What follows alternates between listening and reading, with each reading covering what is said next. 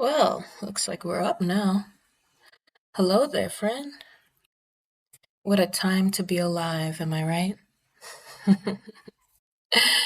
Relax. It's just a talk. Welcome to episode 1 of the podcast. Today I'm going to start. I don't know if it's light, but we'll see. We're going to start with this brief topic. I don't know if anybody that listens to this follows trash TV. TLC's 90 Day Fiance is probably up there as some of the trashiest reality TV today. If you like to see relationships that are a dumpster fire, that is not your own. Well, this current season's before the 90 Day cast has a member, man from Turkey, young man in his 20s, I think mid 20s, by the name of Beer Can.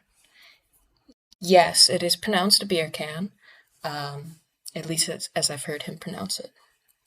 And as you might imagine, American audiences don't take too kindly to that name, especially when you seem to portray an unfavorable person on the show. Of course, it's totally subjective, but blasting his life on national, international stage,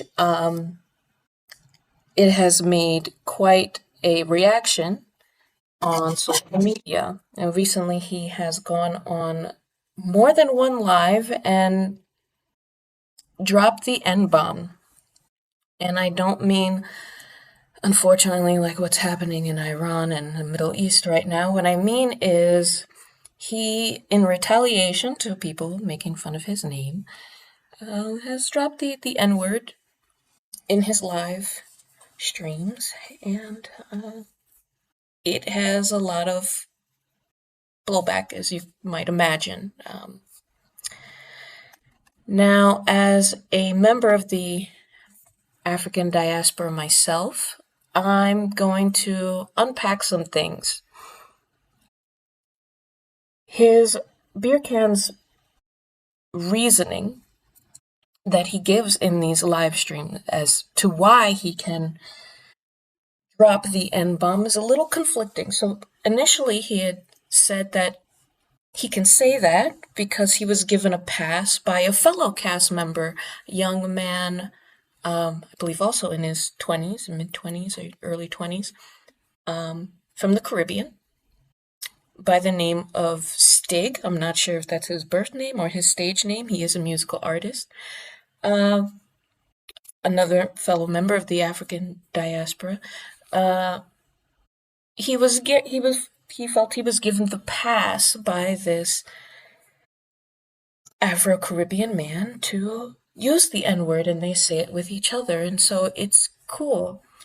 However, Beer Can also notes that in this live stream, he used the N-word as a retaliatory reaction because of someone making fun of his name.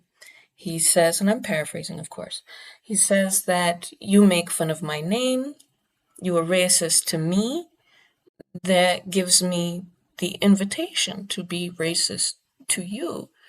That is it's loaded. And I'm not going to comment on whether he can or can't be racist because someone is racist to him. I think, the old adage goes, two wrongs don't make a right. But he did what he felt he should do. Nonetheless, I want to focus more on the pass that he received from his friend.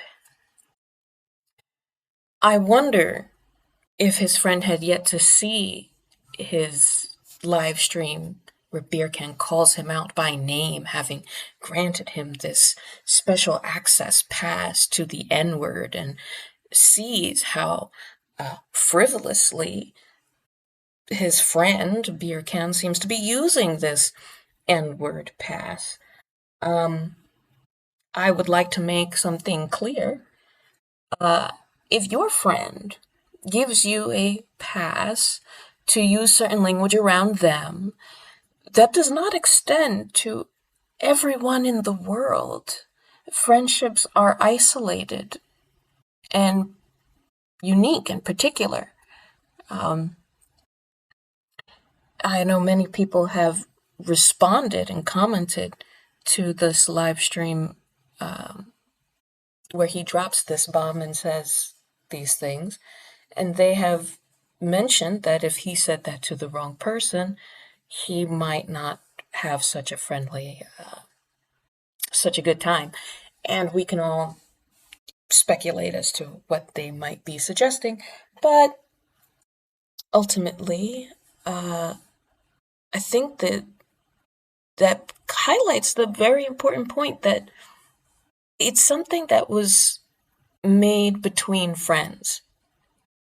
And I don't think, and I don't know, I wasn't there. I don't think this one friend could give him, even if he wanted to, could give him permission and allowance to say this to every and anyone in the world, especially based on how you feel at a given time if someone insults you. I don't know. Maybe he did instruct him to do that. I don't know. But as a word of caution, what happens between friends is between friends. And let's try to keep it that way. The N-word pass is a sensitive topic. The N-word itself is a sensitive topic, even amongst the diaspora, even amongst African Americans specifically. And it's known within the community that there are people of the community who are extremely comfortable with this word and who are extremely uncomfortable with this word, especially among some certain elders. It's just not permissible. It doesn't matter the context, the situation, the speaker, the audience. They'll just say it's a no-go. It's a non-starter. So if you happen to be outside of the African diaspora and you wish to use this word and you have friends who are a part of the community, you could always check with them how they feel with you using it. But remember that how they feel with you using it is something exclusive to them. So even if it's not out of fear of your immediate safety, maybe stick with your friends and use what you're comfortable with your friends. And maybe always keep a certain decorum with people you don't know, especially if you're going on the public stage, like Beer Can, who just, whether he knows it or not, has backslapped and insulted, proverbially backslapped, millions of people, and may have made many an enemy just by saying what he said to the whole world. C'est la vie. Well, with that appetizer out of the way, let's move on to the main course of this episode 1 of this podcast. I'm very excited to be doing this topic, and I'm going to try to keep a leash on myself because I tend to go a little off the rails when it comes to talking about money. It's everyone's favorite topic, right? Money? Well, first, I'd like to introduce, if you're not familiar, the Lord of the Rings series by J.R.R. Tolkien. Introduces a term, I believe it's coined by J.R.R. Tolkien's books, first used in The Hobbit, the prequel to the 3 movies that somehow blew up all across the culture and made the Middle Earth scene somehow cool. Maybe it was always cool. I'd like to think so. But anyway, J.R.R. Tolkien introduces the term dragon sickness. And what is dragon sickness? Well, in The Hobbit, if you watch the movie, the 3-parter movie, I think it's in the second part, when the group meets Smaug. And Smaug is a giant, fierce fear-inducing dragon, voiced by Benedict Cumberbatch. Um, they find this dragon inside of, I believe it's a mountain. I would please invite fans to comment and correct me or elaborate wherever needed in the comments. They find him in the mountains inside of this enclave. But they don't initially see Smaug. Initially, they just see a horde, massive, massive horde of gold and riches just sparkling beautiful in this dark, dark cave inside the mountain. And one of the dwarves among the group becomes completely smitten. I mean, this is more money than you would think to see in your whole lifetime if you worked your whole life through. This is more gold than Donald made the White House. This is more gold than I can't even begin. If gold was honey, this would be more than any beehive you'd ever seen. Um, Smitten with the gold. One of the dwarves, Thorin, I believe, he kind of starts to slip out of character. Where he once was a strong, principled, stubborn leader, has shifted to very selfish and simply unreasonable to a point. He insists on staying with the gold, even when the dragon appears. Killing the dragon. Oh, they don't kill Smaug, I believe. I don't think they kill Smaug in that particular scene, but killing the dragon in the books does not do away with it. Do they kill Smaug in the books? I'm gonna need someone to come in and correct me. Nonetheless, the concept of dragon sickness is something, as the name suggests, induced by dragons. Dragons collect hoards of riches by instinct in the books. And their time spent with this hoard imbues upon the hoard a enchantment, if you will. It's that particular hoard of gold enchanted Thorin to where he suddenly, as if he couldn't be without it, and as if it's never enough. And this sounds a lot like greed, am I right? For some reason, greed skews our perception of what is, what isn't, what's a threat, what's not a threat, and suggests that you will never have enough. You're always under the threat of not enough. So you have to get more. And I bring up dragon sickness because there is a growing issue in the US and around the world of the ultra rich, right? Every society has their ultra rich, those who live in the upper echelons above anybody around them. You know, they're untouchables. You can't imagine what it's like to be them kind of rich. This is not your social media influencer rich. This is real rich, sneeze money rich. Anyway, so recently, this past Sunday, March 29th, 2026, New York City held a rally called the Tax the Rich Rally. And this was in support of some new legislation. I believe it is led by Senator Bernie Sanders and Representative Ro Khanna. And what they're trying to push is this essentially wealth tax, right? And the Tax the Rich rally was a gathering of the masses to support and educate and really get together this understanding of what it what it has been doing to society to be so tax lenient, and moving almost in the opposite direction of taxing towards the rich, and what it would mean for society if they did tax the rich.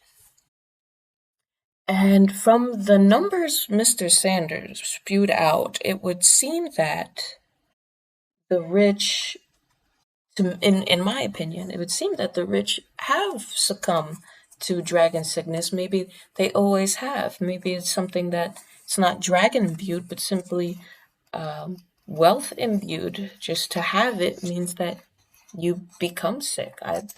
I should hope not, but we have few examples to the contrary. So let me just spew out some of the actual statistics that Bernie Sanders had mentioned that paint the picture of how much wealth disparity has affected at least the United States. Again, this is something that has been become a growing topic and frustration around the world as protests have been happening against the not just the rich, but those in power. The two have become synonymous, even in democracies where it's not exactly supposed to happen that way, but somehow it always seems to. The rich are the powerful are the rich. What a coincidence. Anyway, so for example, he mentions that the United States of America, by GDP, is apparently the richest country on earth.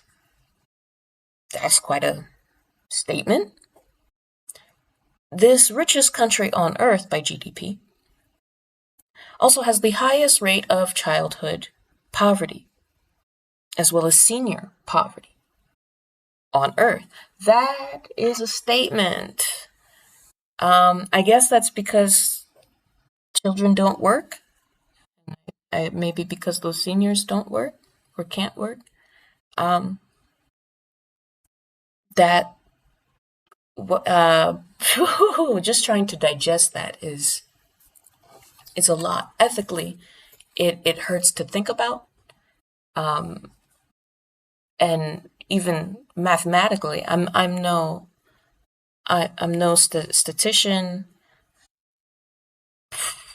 Wow, how exactly does that work?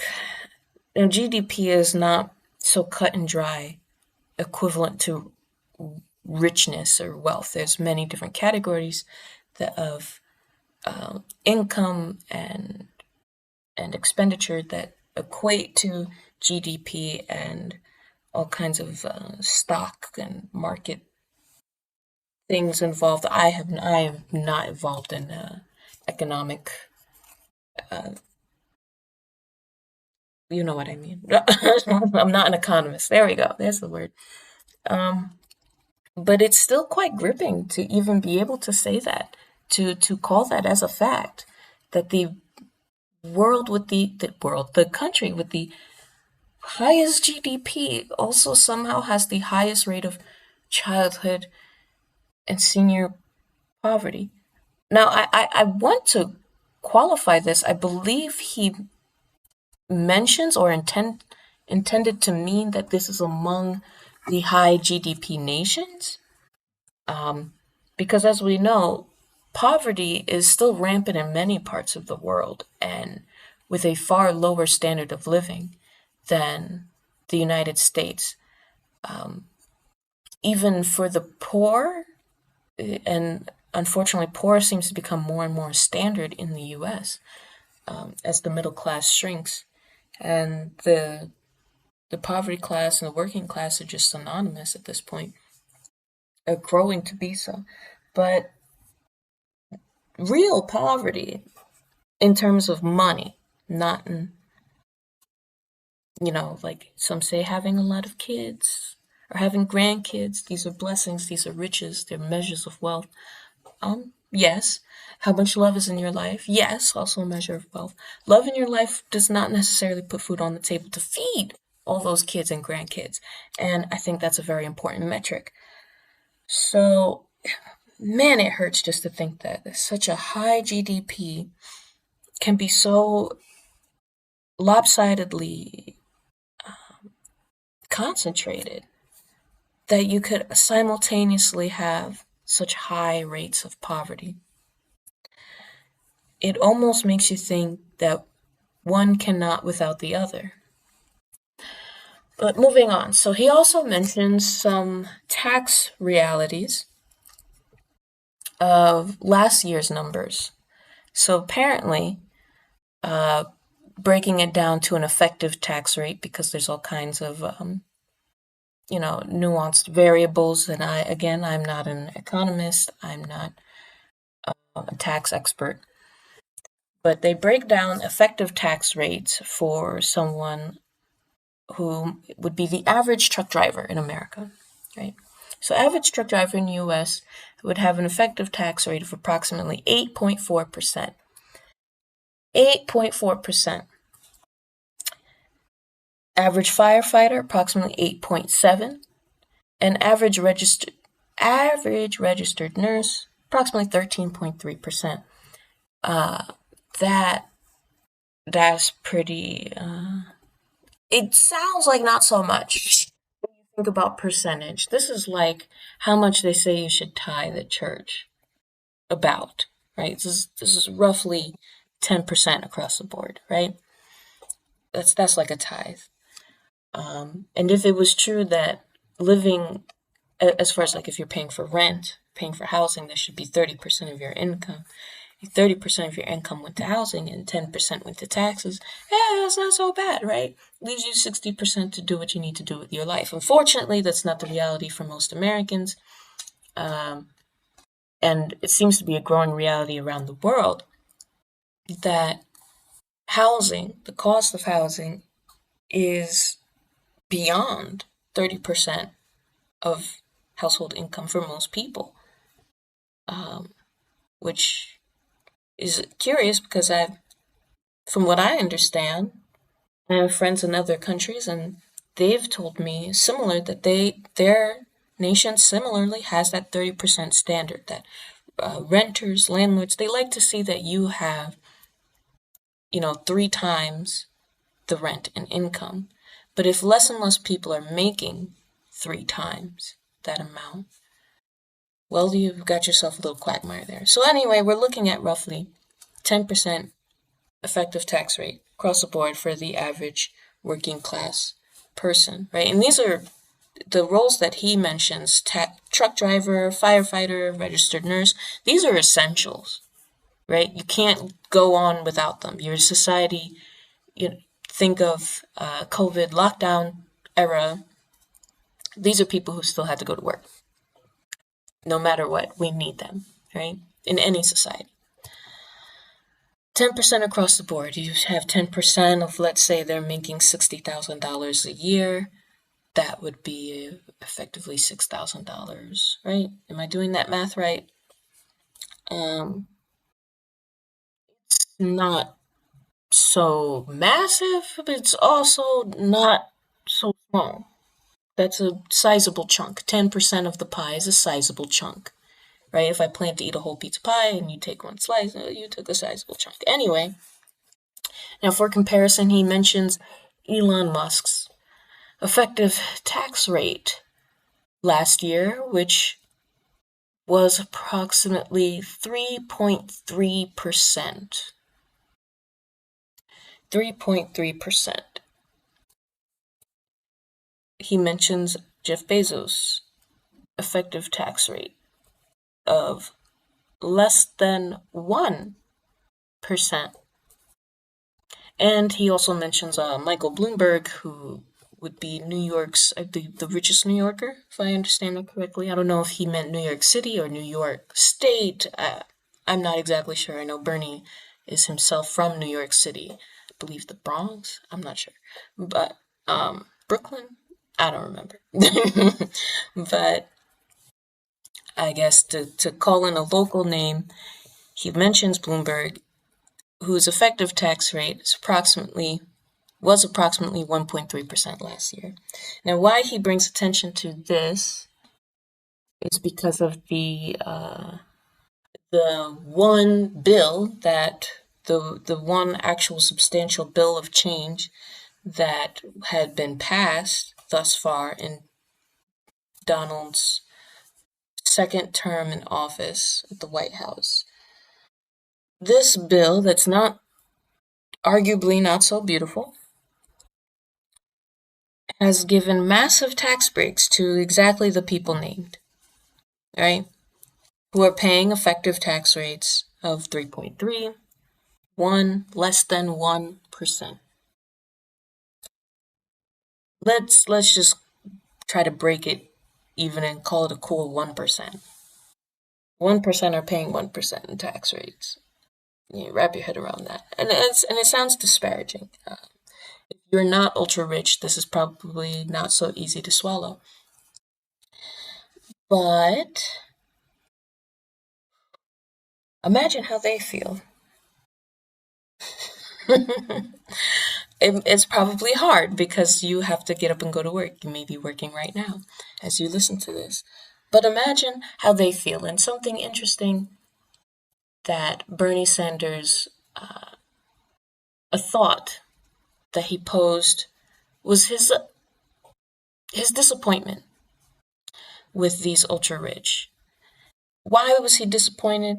Is it because they have such a massive tax break that's such a tiny, tiny, tiny piece of their pie? It's a very, very big pie, and it's a very tiny piece. And yes, it's probably a lot of money from that tiny piece. But it's still just a tiny, tiny piece of what they have that they're asked to forfeit in the form of taxes. Or rather, not forfeit, but contribute to society at large, to their government, to their nation at large. Well, he mentions an interesting thought that is that rather than speak their thoughts, to share what's on their mind, share their concerns, why don't you want to pay more tax? He says, I can understand that hungry children or the homeless, these are not at the forefront of your mind. These are maybe not even concerns for you. But what is it that you don't want to pay your fair share? What is stopping you? What turns you off so much that you will invest so much money, arguably more money than you might be paying in the taxes that you're fighting, just to fight the taxes? We never hear that side of the story. And there's always the three sides of the story, right? They say his, hers, and the truth. But we don't ever hear that argument. We don't ever hear them say what is actually on their mind in that regard. And maybe because maybe it really is so unsavory that they know. There's no point in saying it out loud. It would put a mob outside of their home. Maybe they know or think they know the kind of retaliation that what's really going on inside their mind when they make the decision to spend billions to avoid paying billions. Moving on. He does also mention some of the numbers of what it would look like if the bill, they call it the wealth tax, I believe, make billionaires pay their fair share act. There we go. What would it look like if the bill was enacted? If it had been enacted last year, what would this look like? And he mentions that under this bill, Elon Musk would have owed in taxes approximately $42 billion. That's massive. Massive. And what that would leave him with? $792 billion. Now this little tiny piece of the pie is coming into picture. It's coming into focus, right? Whereas Bezos would have owed some $11 billion, leaving him with only $207 billion, and so on. Where if they did receive that money in taxes. What could the government do with it? Hmm? Let's assume that it wouldn't be spent on the military-industrial complex, right? So what would that money do? It would expand Medicare, as he says. It would expand healthcare to include dental, vision, and hearing for those who are dependent on the government to be able to afford to see a doctor. It would provide universal child care to all to all of the country. Universal, all. Nobody's left out. Everybody gets it. Terrible. I'm sarcasm. Anyway, he also mentions that that money would be able to ensure that no educator would make less than $60,000 a year. And I can't stress this enough, that education is pivotal. It is integral in any democracy. And you know that your democracy is not working for you when the first things cut are education.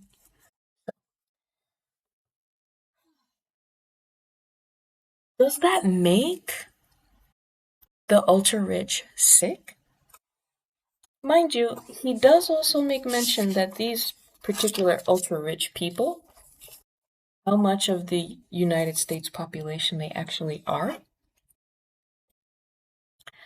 The United States currently has approximately 340 million people, I believe. Over 340 million people. This ultra rich group that he's talking about, the one that made $1.5 trillion, were made $1.5 trillion richer thanks to the not so beautiful bill. 938 people. Not even 1,000. Not even 1,000 people. That 1.5 trillion, doing the math, that would be approximately 1.6 billion for each single one of them. Because why would you count pennies like that? And this is where I start to think about dragon sickness, that you would count 1.6 billion as a gain worth fighting for, worth collusion, corruption, and paying billions to make happen.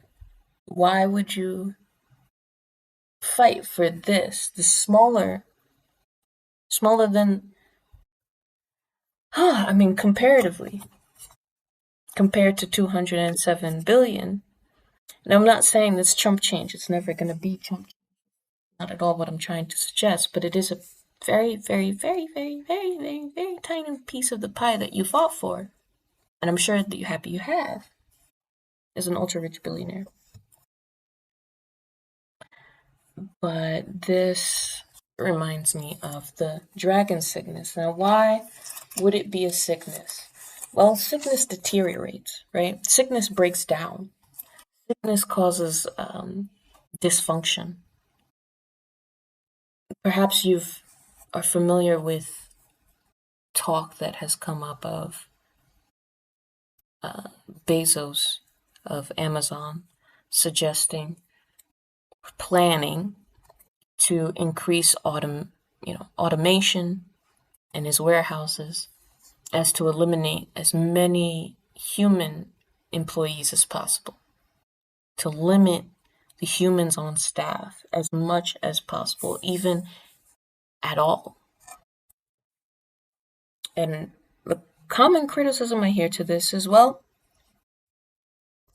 imagine people didn't have jobs. They're automated. If nobody has a job, or if all these people are unemployed and making no money and not supported by their government because you invested to make sure that can't happen, then who is paying for your products? Who is paying for your services? There's the rub. Because without one, you can't have the other. But this is something that dragon sickness seems to do to the ultra rich. It seems to convince them that by any means necessary, they must increase their wealth right now. And unfortunately, it encourages them to act contrary to their own interests tomorrow. Yes, if you automate every Amazon warehouse right now, you would make more money. But tomorrow, the well will run dry, and you will scramble, and you will have nothing. And you will ask yourself, why? Where did it go? And you'll hold on even tighter to the little that you have. What's up with that? I don't think anybody hurts their self on purpose. Now, another example as to why I think the dragon sickness truly is a sickness. It's not simply being rich. It's not just being rich. If being rich, that alone, made you act contrary to your own interests, to cause dysfunction in this way, then it wouldn't be a disease. It would just be a matter of class, culture. But we have an interesting example in Miss Mackenzie Scott. Miss Mackenzie Scott, I think she's remarried now. So don't know if she's taken her new husband's name, but she is the ex-wife of Jeff Bezos. Now, they divorced in 2019, already well into the Amazon empire. And when they divorced, she received a 4% stake in Amazon, which at the time was valued around $36 billion. It's pretty massive, right? So massive that Jeff does not want to even come close to paying that in taxes. But she receives this in the divorce settlement. And in the same year, she signs the Giving Pledge. The Giving Pledge says that she has vowed, she's made the commitment of giving away the majority of her wealth. Very, very philanthropic. And that was in 2019. $36 billion stake. And by early 2025, she had already given away over $19 billion. It's more than half of that original $36 billion stake that she got in the divorce. In the year 2021 alone, she had donated $7.1 billion. And this is to charities focused on environmental protections, to historically Black colleges, and all kinds of philanthropic pursuits. And by early 2025, after she had given away so much, she still had a net worth of roughly $42 billion with appreciated assets. That's higher, just to be clear, 42 is bigger than 36. That's higher than what she gained in the divorce in 2019. Arguably, it could be said, because of her stake in Amazon, that this woman is getting richer every day, while also giving away money every day, essentially, right? So, this is just one case study example of how it is very possible. There's no trick. It's very possible to give, and keep giving as a member of the ultra rich. This was at one point the richest woman in the world, I think in 2021. Give, and keep giving. and still get richer. And still get richer. And still get richer. So, if it is completely fathomable, totally possible, totally achievable, been there, done that, proven, that ultra rich, in the unique position they are in and the unique assets they're able to acquire, if they can